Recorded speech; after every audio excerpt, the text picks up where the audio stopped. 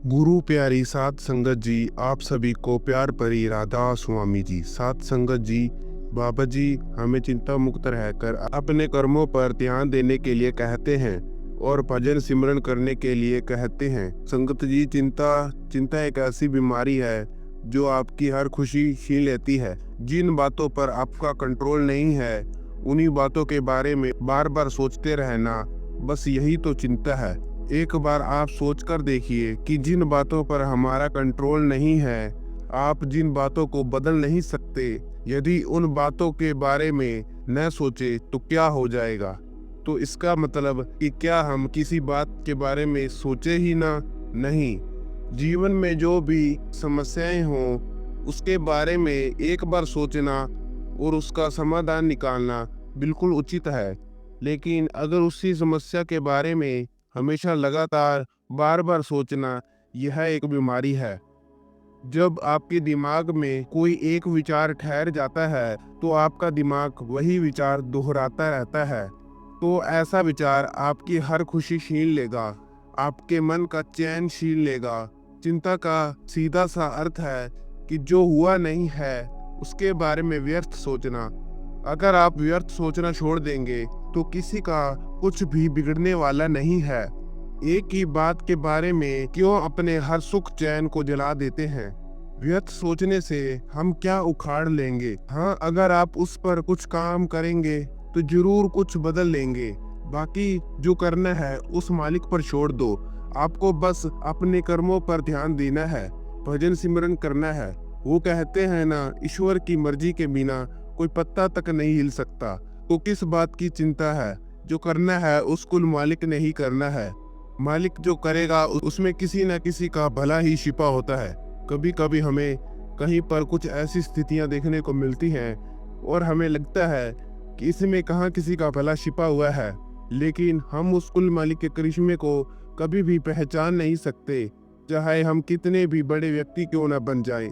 साध संगत जी, पुराने समय की बात है। हिमालय की घाटियों में एक तपस्वी ऋषि रहा करते थे जिनका नाम महर्षि आनंद था। वह साधना और ज्ञान के लिए प्रसिद्ध थे और दूर दूर से लोग अपनी समस्याओं का समाधान लेने के लिए उनके पास आया करते थे। उसी गांव में एक व्यक्ति चंद्र रहता था। चंद्र एक संपन्न किसान था, लेकिन उसकी आदत थी हर बात की चिंता करना। अगर बादल छा जाते तो वह सोचता पानी ज्यादा बरस गया तो फसल नष्ट हो जाएगी। अगर बारिश ना होती तो उसे सूखे का डर सताता। उसे अपने बच्चों की पढ़ाई, पत्नी की सेहत और यहाँ तक कि पड़ोसियों की बातें भी उसे चिंता में डाल देती थी। कभी कभी तो चंद्र की चिंता इतनी बढ़ जाया करती थी, वह ठीक से सो भी नहीं पाता था। उसके चेहरे की चमक गायब हो चुकी थी और वह हर समय उदास और थका थका सा दिखता था। आखिरकार उसने एक दिन फैसला किया कि वह महर्षि आनंद के पास जाएगा और अपनी समस्या का समाधान पूछेगा। एक दिन वह महर्षि आनंद के आश्रम में पहुंचा। उसने महर्षि को प्रणाम किया और अपनी सारी समस्याएं बताई। महर्षि ने उसे ध्यान से सुना और मुस्कुराते हुए कहा, पुत्र, कल सुबह सूरज उगने से पहले यहाँ आ जाना। मैं तुम्हें तुम्हारी चिंता का समाधान दूंगा।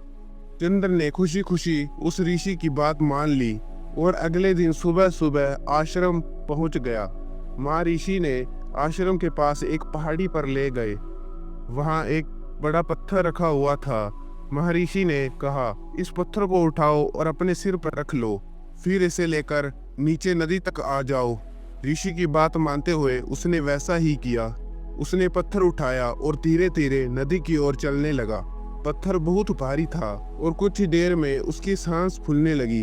वह पसीने से तरबतर हो गया, लेकिन उसने किसी तरह पत्थर को लेकर नदी तक पहुंचने की कोशिश की। जब वह आधे रास्ते में पहुंचा तो उसने महर्षि से कहा, गुरुदेव, यह पत्थर बहुत भारी है, मैं इसे और आगे नहीं ले जा सकता। महर्षि मुस्कुराए और बोले, पुत्र, क्या तुम इस पत्थर को छोड़ सकते हो? चंद्र ने बिना कुछ सोचे पत्थर को जमीन पर रख दिया।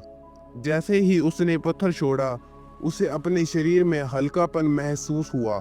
महर्षि ने समझाया, पुत्र, यह पत्थर तुम्हारी चिंता का प्रतीक है। जैसे इस पत्थर का भार थका रहा था, वैसे ही तुम्हारी चिंता तुम्हारे मन और शरीर को कमजोर बना रही थी। जिस तरह तुमने पत्थर को छोड़ने का फैसला किया, उसी तरह तुम्हें अपनी चिंताओं को छोड़ना होगा। जीवन की समस्याएं हमेशा रहेंगी, लेकिन चिंता उन्हें हल नहीं करती। समाधान केवल शांत चित्त और प्रयास से निकलता है, चिंता से नहीं। चंद्र को अपनी भूल का एहसास हुआ। उसने महर्षि से वचन लिया कि वह अब अपनी चिंता छोड़कर सकारात्मक दृष्टिकोण अपनाएगा। संगत जी, वीडियो पसंद आई हो तो वीडियो को एक लाइक और चैनल को सब्सक्राइब जरूर करना।